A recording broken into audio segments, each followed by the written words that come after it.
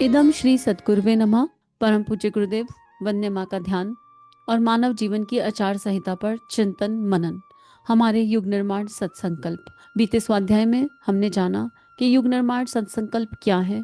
उनकी वो बीज रूप है, मानव जीवन की आचार संहिता है और संपूर्ण गायत्री परिवार, संपूर्ण योजनाओं का, गतिविधियों का सत्संकल्प बीज है। और परम पूज्य गुरुदेव ने हमसे ये आशा अपेक्षा करी और हमें ये समझाया, ये बताया कि इन सत्संकल्पों को हमें अपने जीवन में पूरी तरह उतारना है। इनके एक एक पॉइंटर को हमें अपने जीवन में पूरी तरह जीना है, ताकि दीप से दीप जगता चले और ज्ञान का प्रकाश जन जन के जीवन को आलोकित करता चले। आज से हम एक एक सत्संकल्प को रोज जानेंगे, समझेंगे और अपने जीवन में उस सत्संकल्प के आधार पर हम क्या बदलाव कर सकते हैं जो हमें दिव्यता की ओर ले जाए, हमारे अंतस में वो प्रेम की ज्योति जगाए और महाकाल का यंत्र बनाने की जो हमारी भावनाएं हैं, उन भावनाओं को पूरी तरह जीने की शक्ति और आत्मबल हमें प्रदान करे। इस क्रम में पहला सत्संकल्प कहता है, हम ईश्वर को सर्वव्यापी न्यायकारी मानकर उसके अनुशासन को अपने जीवन में उतारेंगे। इसका विस्तार अर्थ, हम मानते हैं कि ईश्वर हर जगह मौजूद है और हम पर नजर रखते हैं, इसलिए हमें अपने जीवन में उनकी शिक्षाओं और अनुशासन का पालन करना चाहिए। ईश्वर के न्याय को स्वीकार कर जीवन में सच्चाई और शांति लानी चाहिए। इसको करने के सूत्र जो परम पूज्य गुरुदेव देते हैं, अनुकरण की प्रक्रिया। ईश्वर की उपस्थिति को हमेशा याद रखें और सही कार्य करने की कोशिश करें। हर निर्णय और कार्य में ईश्वर के अनुशासन को ध्यान में रखते हुए निष्कलंक नियत से काम करें। सच्चाई का पालन करें, चाहे स्थिति कैसी भी क्यों ना हो। खुद को सुधारने के लिए आत्मचिंतन करें और इस विश्वास के साथ जीवन बिताएं कि हर कार्य में ईश्वर हमारे साथ हैं। बहुत ही महत्वपूर्ण परम पूज्य गुरुदेव और वंदे माँ, अगर हम इस स्वाध्याय का को गहराई से जानें और इसके अंतस में उतर जाएं कि परम पूज्य गुरुदेव क्या कह रहे हैं, सबसे पहले हमें ये जानने की आवश्यकता है कि ईश्वर क्या है, ईश्वर का रूप स्वरूप क्या है। ईश्वर कोई टेंजेबल ऑब्जेक्ट है? ईश्वर मूर्तियों में बसता है? ईश्वर कण कण में बसता है तो कैसे बसता है? तो परम पूज्य गुरुदेव ने ये क्लियरली कहा कि ईश्वर का मतलब है श्रेष्ठ गुणों का समुच्चय। जहां पर सारे सद्गुण एक साथ आकर के इकट्ठे हो जाएंगे, वहां ईश्वर है। और ईश्वर कैसे हम सेलेक्ट करें कि हमारा ईश्वर कौन है, क्या है हमारा ईश्वर? तो ईश्वर का इतना ही अर्थ है, श्रद्धा अनुसार अपने इष्ट का वरण। श्रद्धा अनुसार अपने इष्ट का वरण। और ये श्रद्धा दिव्यता की ओर होनी चाहिए, ये श्रद्धा उच्चतम की ओर होनी चाहिए। अभी जब हम दैहिक जीवन में होते हैं तो हमारी श्रद्धा, हमारा विश्वास मोह आसक्तियों के कारण अपने भाई बंधु माता पिता पर टिक जाता है और हम उन्हीं की खुशी के लिए पूरा जीवन जीना शुरू कर देते हैं और मानव जीवन की जो आधारशिला है उसको भूल जाते हैं। उसी पर यहाँ प्रकाश डाला जा रहा है कि वो ईश्वर सर्वव्यापी है। एक वाईफाई तो हमारे घरों में लगा हुआ है और उस कनेक्शन से हमारी सारी डिवाइसेस चल जाती हैं, पर एक वाईफाई भगवान का भी लगा हुआ है और वो वाईफाई से मानव देह चल रही है, हमारे मन विचार कर्म चल रहे हैं। तो हम उस वाईफाई को हमेशा याद रखें, हम याद रखें कि अगर हम कोई गलत काम कर रहे हैं तो हम पकड़े ना जाएं। हो सकता है हम संसार में कोई गलत काम करें तो हमें संसार में कभी कोई पकड़ ना पाए, हमने जीवन जिया और हम मृत्यु को प्राप्त हो गए, पर हमारे करे हुए गलत कर्मों को कोई ना देख पाया, कोई ना जान पाया कि हमारा मन कितना कलुषित है, हम कहाँ चोरी कर रहे हैं, कहाँ डकैती डाल रहे हैं, क्या गलत काम हम कर रहे हैं। गलत काम बहुत तरीके के होते हैं, उनकी कोई श्रेणियां नहीं होती और हम सब कहीं ना कहीं कुछ तो भूल करते हैं। पर हमें ये याद रखना चाहिए कि कोई है जिसकी नज़र में हम हैं। वो कहते हैं ना, नजर में रहते हो पर नजर नहीं आते। वो ईश्वर हमें दिखाई नहीं पड़ते, क्योंकि गुरुदेव लिखते हैं ये बात कि ये चमड़ी, ये जो चमड़ी है ना, हम जो है इस चमड़े की आंख से उस परमात्मा को देखने की कोशिश करना चाहते हैं तो इस चमड़े की आंख से वो दिखेगा नहीं। लेकिन हमें वो दिखे या ना दिखे, इससे कोई अंतर नहीं पड़ता, वो हमें लगातार देख रहा है। तो अगर हम ये याद रखेंगे कि कोई हमें देख रहा है लगातार, तो जैसे बच्चा स्कूल जाता है तो टीचर के सामने शैतानी नहीं कर पाता है, प्रिंसिपल देख ले तो एकदम अलर्ट होकर के बैठ जाता है, सही तरीके से बैठ जाता है। अगर हम अपने ऑफिस में जाएंगे तो अपने बॉस के सामने चिकम चिल्ली नहीं मचाएंगे, अपने बॉस के सामने लड़ाई झगड़ा नहीं करेंगे। हम मॉल में जाएंगे तो हम वहां पर सभ्यता से जीवन जिएंगे। तो जब हम संसार में कहीं भी जाते हैं तो वहां के वातावरण के अनुसार सभ्यता को जीने लगते हैं। जब हम आत्मिक दुनिया में जाते हैं, जब हम अंतःकरण में प्रवेश करते हैं, तो हम ये कैसे भूल सकते हैं कि कोई है हमें जो देख रहा है। और जब हम ये स्मरण रखेंगे कोई हमें देख रहा है, तो हम कोई भी गलत काम नहीं करेंगे। और हम इतने समझदार हैं कि हमें पता होता है कि हम कब गलत कर रहे हैं, हमें अच्छे से समझ में आ रहा होता है। लेकिन हमें लगता है कौन सा किसी ने मुझे देख लिया। बस आज के बाद एक ये स्मरण शक्ति। उसके बाद जब भी हम कोई निर्णय लें, डिसीजन मेकिंग एबिलिटी बहुत मानव जीवन में बड़ी महत्ता रखती है, निर्णय लेने की जो क्षमता है।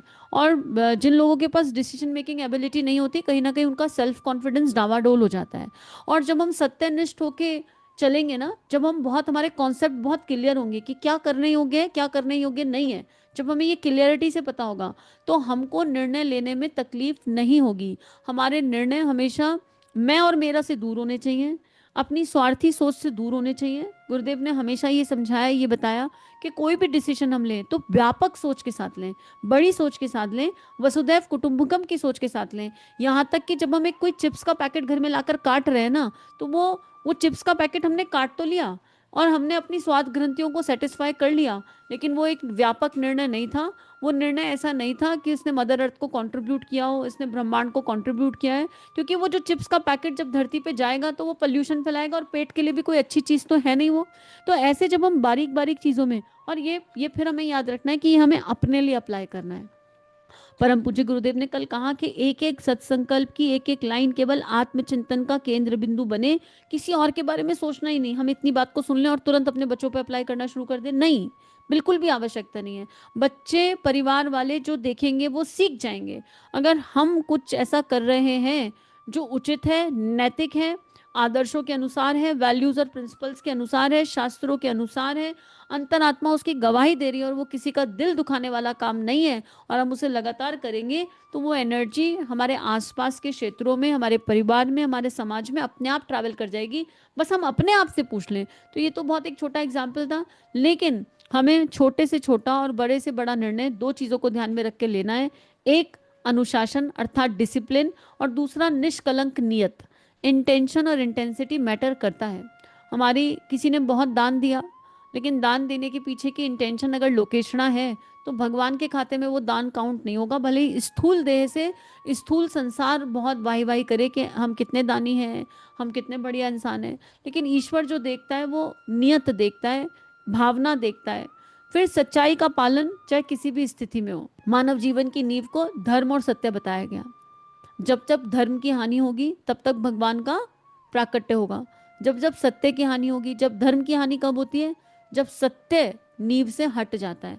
सत्य का मतलब कौन सा सत्य है? एक सत्य तो वो है, एक कहानी आती है बड़ी प्यारी की, एक गौ माता, एक कसाई था, एक गौ के पीछे पीछे पीछे पीछे भाग रहा था।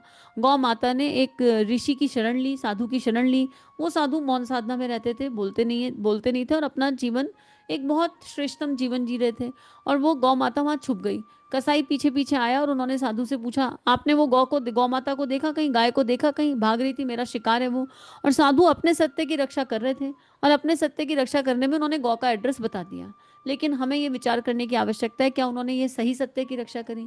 जब युग धर्म और स्वधर्म के बीच में चुनाव आएगा, साधु ने स्वधर्म तो शायद शायद निभा लिया, लेकिन करुणा संवेदना मिसिंग हो गई। गौ माता को कसाई काट करके ले गया। तो कसाई के हिस्से में जितना आएगा ना, उससे कई गुना ज्यादा उन साधु के हिस्से में गौहत्या का पाप आएगा। तो कई बार सच्चाई का पालन करना है, स्थिति चाहे कैसी भी हो, तो हमको ये समझना होगा कि गुरुदेव कौन से सत्य की बात कर रहे हैं। गुरुदेव आत्मिक सत्य की बात कर रहे हैं, भावनाओं के सत्य की बात कर रहे हैं, उस सत्य की बात कर रहे हैं जो सबका मंगल करता हो, उस सत्य की बात करते हैं जो समष्टि को कंट्रीब्यूट करता हो, उस सत्य की बात कर रहे हैं जो हमारी आत्मा में दिव्यता का प्रकाश जगाता हो। हम कौन से सत्य को जी रहे हैं, हमें ये देखना होगा अपने अंतःकरण में झांककर। हम तो पल पल में झूठ बोल देते हैं, हमें पता ही नहीं चलता कि हमने दिन भर में कितनी बार झूठ बोला। और मैक्सिमम झूठ हम अपने अहम के पोषण के लिए बोलते हैं, या अपनी तिजोरियों को भरने के लिए बोलते हैं। कहीं ना कहीं हम झूठ उसी काम के लिए बोलते हैं। तो परम पूज्य गुरुदेव हमें सच्चाई का पालन करना यहाँ सिखा रहे हैं। फिर खुद को सुधारने के लिए आत्मचिंतन करें, और इस विश्वास के साथ जीवन बिताएं कि ईश्वर हर कार्य में हमारे साथ है। इससे क्या होगा, जब हम ये मान लेते हैं ना, जीवन की दो लाइनें, एक लाइन तो वो है, उसे कहते हैं ग्रीन लाइन, और ये विश्वास की लाइन है, आस्था की लाइन है, श्रद्धा की लाइन है, और ये शक्ति की लाइन है, साहस की लाइन है, संबल की लाइन है ग्रीन लाइन। और जीवन इसी लाइन के आधार पर चलेगा, क्योंकि इस लाइन का निर्माता ईश्वर है। एक लाइन होती है रेड लाइन, जिसे हमने बनाया है, जिसे आपने और हमने मिलकर के बनाया है। जैसे फॉर एग्जाम्पल हम रेड लाइन में बना लेते हैं, इस उम्र में ये काम करेंगे, इस उम्र में ये काम करेंगे, या ये हमारा लक्ष्य है। तो ये रेड लाइन बड़ी इंपॉर्टेंट है, ये महत्वाकांक्षाएं देती है, आशा अपेक्षा देती है। ये रेड लाइन हमको बनाने की आवश्यकता भी है, बनानी भी चाहिए। लेकिन हम इस रेड लाइन के परिणाम पर आश्रित नहीं हो सकते। भाई मैंने सोचा है कि मुझे इस ईयर में ये वाली डिग्री हासिल करनी है, पर हो सकता है कि ईयर 1-2 साल आगे पीछे हो जाए, हो सकता है कि ना डिग्री मिले, लेकिन मुझे ये विश्वास करना होगा कि मुझे केवल अपना कर्म करना है, बहुत अच्छे से अपना कर्म करना है, पर परिणाम के बारे में नहीं सोचना। क्योंकि कोई है जो मेरे जीवन को चला रहा है, और वो मेरे मन का हो तो बहुत अच्छा, मेरे मन का हुआ तो रेड लाइन एग्जीक्यूट हो गई, ठीक है, उस रेड लाइन में भगवान का आशीर्वाद मिल गया। पर मेरे मन का नहीं हुआ तो ईश्वर की वो जो ग्रीन लाइन है उसके फ्लो में चलते हैं ना, उसके फ्लो में जाने में क्या प्रॉब्लम है। जब हम इस तरह के जीवन को जीते हैं तो समर्पण गहराता है, समर्पण गहराता है, और कैसी भी परिस्थिति आ जाए मन स्थिति हिलती नहीं है, मन स्थिति स्थिर शांत रहती है कि कोई बात नहीं, जो पूरी सृष्टि को चला रहा है वो मुझे भी चला रहा है। और फिर यहाँ पर कर्म योग बहुत स्ट्रांग हो जाता है। इसका ये कतई मतलब नहीं है कि हम कर्म नहीं करेंगे, क्योंकि red line is the line of Karma. एक तरह से देखा जाए, हमें कर्म तो करना है, पर कर्म के फल पर चिपकना नहीं है, और कर्म से नहीं चिपकना। और ये बात, और ये आएगा ही तभी जब हम इसका लगातार प्रयास करेंगे। और जो निष्कलंक भाव से काम करेगा, जिसकी नीयत ठीक हो जाएगी ना, उसकी ये घबराहट अपने आप दूर हो जाएगी। तो इतनी खूबसूरती से परम पूज्य गुरुदेव ने हमें ये संकल्प बताया। अब जब इसका ब्रेक डाउन करते हैं, जिस ब्रेक डाउन की हम कल बात कर रहे थे, कि परम पूज्य गुरुदेव ने सारे संकल्पों का एक सहज ब्रेक डाउन दिया, ताकि हमें ये स्मरण में रह जाए, जैसे किस शब्द का क्या अर्थ है, हमारे लिए आसान हो जाएगा। तो जब हम इसका ब्रेक डाउन करते हैं तो ईश्वर शब्द का अर्थ जो निकल कर आता है वो यही है कि श्रद्धा अनुसार इष्ट का वर्ण, ईश्वर में इष्ट छुपाए, और वर, ईश्वर वर में वर्ण छुपाए। फिर सर्वव्यापी शब्द का अर्थ आता है, अर्थात जो मेरा सर्वस्व है। जब मैं ये मान लूंगी कि मैं तुझ में हूँ और तू मुझ में है, और फिर मेरी कोई सत्ता ही नहीं है, तू ही तू है, और फिर मैं कहूँ कि मैं हूँ या तू है, इसका भेद खत्म है। तो इसका मतलब वो मेरा सर्वस्व है, मेरी श्वास है, आंख है, नाक है, कान है। इस देह में मेरा कहने के लिए कुछ भी नहीं है। अगर मेरा कहने के लिए कुछ है तो वो मेरा ईश्वर है, और वो जो मेरा सर्वस्व है वो सर्वत्र विद्यमान है। जब हम ये सोचते हैं कि वो सर्वस्व सर्वत्र विद्यमान है, तो उसमें बेनिफिट क्या होता है, हर किसी में ईश्वर का दर्शन करना सरल और सहज हो जाता है, कठिनाई नहीं आती। फिर वो न्यायकारी है। जब हम ये मान लेते हैं कि वो न्यायकारी है, तो फिर जीवन में जो भी कुछ घटित हो रहा है उसके न्याय के अनुसार हो रहा है, मेरा ही कर्म लौट कर आया है, मुझे ये याद रखना आसान हो जाता है। अर्थात नियति नियम न्याय से जो निकल कर आता है वो नियति नियम नीति नवीन न्याय। मतलब हम फिर कंप्लेनिंग मोड से बाहर आ जाते हैं। अगर हम ये मानते हैं कि हमारे जीवन में जो भी कुछ घटित हो रहा है वो उसकी इच्छा से हो रहा है, तो हमें कोई कंप्लेन नहीं रहेगी, कोई शिकायत नहीं रहेगी, और पल पल हम कंपैशन की तरफ बढ़ेंगे। और उसके अनुशासन को, अर्थात डिसिप्लिन, तो अनुशासन में अनु शब्द आता है, अनु मतलब छोटे से छोटा शासन। हम क्या कई बार कैजुअल हो जाते हैं, जैसे बड़ी बड़ी जो सतोगुणी एक्टिविटीज हैं उनको तो हम करना चाहते हैं, पर जो छोटी छोटी बारीक बारीक चीजें हैं जो डिसिप्लिन के अंदर आती हैं, हम उनको इग्नोरेंस पे ले जाते हैं। जैसे टाइम वेस्ट कर दिया, उसको इग्नोर कर दिया, क्या हुआ ना, तो थोड़ा टाइम वेस्ट हो गया तो क्या फर्क पड़ता है। नहीं, ये थोड़ा नहीं है, छोटे छोटे से बूंद बूंद से मिलकर सागर बना है। तो ईश्वर का छोटे से छोटा अनुशासन क्या है, वो हम पर शासन नहीं करना चाहते, वो हमें मिथ्या शासन से बाहर निकालना चाहते हैं। हम अपने मिथ्या मैं के शासन में जीवन जी रहे हैं। जब हम उनके छोटे से छोटे शासन को अपने जीवन में, अपने गुण कर्म स्वभाव में लाएंगे, तो हम अपने आप शरणागति की ओर बढ़ जाएंगे। उसके बाद अपने भीतर जब बात आ रही है, अपने भीतर, ये आपके सामने स्क्रीन चल भी रही है। आ मतलब आत्मा, आत्मा में सजगता, पा से प्रखरता, प्रखरता से चेतना की ओर जाना, और नियोजन द्वारा आत्मा में सजगता, प्रखरता से चेतना और नियोजन द्वारा कर्म, इन तीनों को विकसित करना। अपने भीतर जब बात आती है तो भीतर कौन है, अगर मैं खुली आंख से भीतर देखने लगूं या मेडिकल साइंस से भीतर देखने लगूं तो मुझे लगेगा हड्डी है, मांस है, रज्जा है, क्या है ये। लेकिन गुरुदेव उस भीतर की बात नहीं कर रहे हैं। गुरुदेव स्थूल सूक्ष्म कारण शरीर की बात कर रहे हैं। जब अपने भीतर देखें तो कोई भी कर्म करें तो उसे तीनों शरीरों पर देखें कि इसका कौन से शरीर पर क्या प्रभाव हो रहा है, और कौन से शरीर पर क्या प्रभाव हो रहा है, और फिर क्या ये मुझे कंट्रीब्यूट कर रहा है। अगर ये हमें कंट्रीब्यूट नहीं कर रहा किसी भी एक शरीर पर, तो फिर थोड़ा ठहर जाएं, थोड़ा रुक जाएं उस कर्म को करने से पहले और पूछें कि इसको शिफ्ट कैसे किया जा सकता है। हम अपनी एनर्जी को खत्म नहीं कर सकते, ट्रांसफॉर्म कर सकते हैं। फॉर एग्जाम्पल, मेरे मन में चाय पीने का भाव आया, तो मैं ध्यान से देखूं क्या इस समय मुझे चाय की आवश्यकता है। चाय बुरी चीज नहीं है, कोई भी चीज जरूरत से ज्यादा हो जाती है तो बुरी है, राइट। मुझे दिन में 4 कप 5 कप चाय पीनी है तो ये कोई उचित बात थोड़े ना है। हाँ, कभी सर्दी हो गई तो अदरक वाली चाय पी ली, तो एक बिल्कुल सहज एग्जाम्पल है। जब हमें दिख रहा है कि ये व्यसन के जैसे हमारे अंदर प्रवेश कर रहा है, तो हम ये पूछें कि हमें कंट्रीब्यूट कर रहा है, और अगर उत्तर आ रहा है कंट्रीब्यूट नहीं कर रहा, तो हम इसे खत्म नहीं कर सकते हैं क्योंकि ये वृत्ति है। हम इसे ट्रांसफॉर्म करना है, हमें ये देखना है what is a better option. इस मुझे एक गर्म चीज की आवश्यकता है, और क्योंकि हमारा सबकॉन्शियस चाय जान रहा है, पूरे यूनिवर्स चाय चाय करता है, इसलिए हम चाय की बात कर रहे हैं। पर प्रॉब्ली क्या मुझे एक गर्म कप गर्म पानी से शांति मिल जाएगी? कहीं ये चाय चाय की आवश्यकता है, क्या मीठे की क्रेविंग है, क्या मैं फीकी चाय डाल सकती हूँ अपने अंदर? हमें ऐसे बारीकी से एनालिसिस करना पड़ेगा, और जब हम ये बारीक एनालिसिस करेंगे तो हमें सब्स्टिट्यूट मिल जाएगा, एक दैवीय सब्स्टिट्यूट मिलेगा।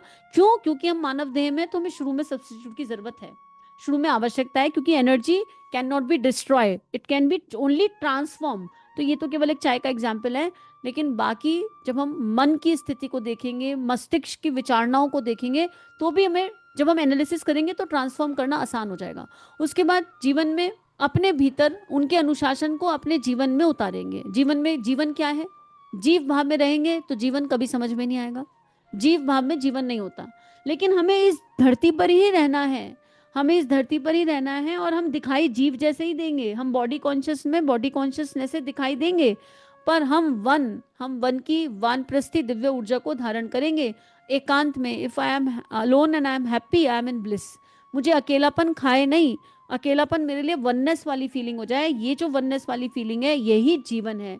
यानी इस शरीर में रहकर उस ईश्वर को अनुभव करना ही जीवन है, और उसको उतारेंगे, अपने जीवन में उतारेंगे। उतारना मतलब उसी के सहारे पार उतर जाना। और मेरा कोई ना सहारा बिन तेरे, नंदलाल सावरिया मेरे। अब इसमें नंदलाल की जगह गुरुदेव लिख दो, माता जी लिख दो, जो मन में आए। लेकिन सच्ची बात यह है कि जीवन केवल शरणागति से जिया जा सकता है, समर्पण, श्रद्धा, निष्ठा और विश्वास से जिया जा सकता है। वो शरणागति का भाव, वो समर्पण, श्रद्धा का भाव जन्मेगा कहाँ से? उसके लिए इस आत्मचिंतन की आवश्यकता है। शरणागति अपने आप कहने से तो नहीं आएगी। शरणागति शरणागति शरणागति रोने से भी नहीं आएगी, हीनता से भी नहीं आएगी, शिकायत करने से भी नहीं आएगी। तो वो कैसे आएगी? और वही समाधान गुरुदेव हमें दे रहे हैं कि अगर हम इन सत्संकल्पों को गहराई से अपने जीवन में जी लेंगे, इनको उतार लेंगे, इनकी बारीक बारीक चीज़ों को जान लेंगे, तो फिर शरणागति की ऊर्जा अपने आप जाग जाएगी। तो कल हमने गुरुदेव के, परम पूज्य गुरुदेव वंदे माँ के सानिध्य में बैठ के एक संकल्प लिया। वो संकल्प ये था कि हम रोज सत्संकल्पों को दोहराएंगे, रोज बोलेंगे। आज भी हमें एक सत्संकल्प लेना है कि हम 24 घंटे भगवान की नज़र में, हमें अपने अंतर मन में ये सोचना है कि आज हम कौन सा संकल्प लेंगे। क्या है एक संकल्प जो हम सब ले सकते हैं? शायद वो ये कि हम सत्य बोलेंगे, हम मिथ्या भाषण नहीं करेंगे, हम मिथ्या बात नहीं कहेंगे। अपनी अपनी परिस्थिति अनुसार एक संकल्प सबको लेना चाहिए, क्योंकि परम पूज्य गुरुदेव ने 4 पॉइंटर दिए। एक, ईश्वर की उपस्थिति को याद रखिए। दूसरा, एनी डिसीजन मेकिंग, उसमें ईश्वर के अनुशासन का ध्यान रखिए। निष्कलंक नियत से निर्णय लीजिए। तीसरा, परिस्थिति कैसी भी हो पर सत्य का साथ देना है।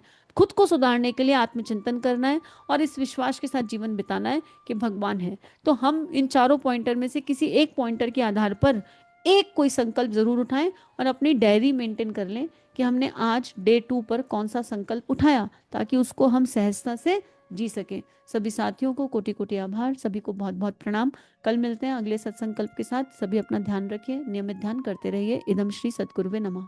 चलिए समाज में कुछ अच्छा बांटें। अगर ये भावनाएं आपके अंतःकरण को स्पर्श कर रही हैं और आपका परिवर्तन हो रहा है, तो इन भावनाओं को विश्वव्यापी बना दीजिए। चैनल को लाइक कीजिए, सब्सक्राइब कीजिए, और वीडियो को पूरी दुनिया में फैला दीजिए, ताकि ऋषियों की और संतों की लेखनी से जन जन का जीवन बदल सके। जय हिंद, जय भारत।